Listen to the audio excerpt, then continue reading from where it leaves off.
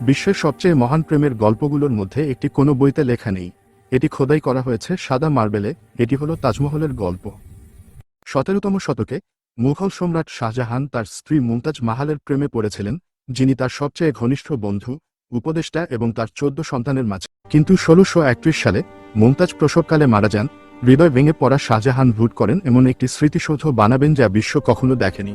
20,000-এরও বেশি শিল্পী, স্থপতি এবং কারিগর পারস্য, মধ্য এশিয়া এবং ভারতের বিভিন্ন স্থান থেকে আনা হয়।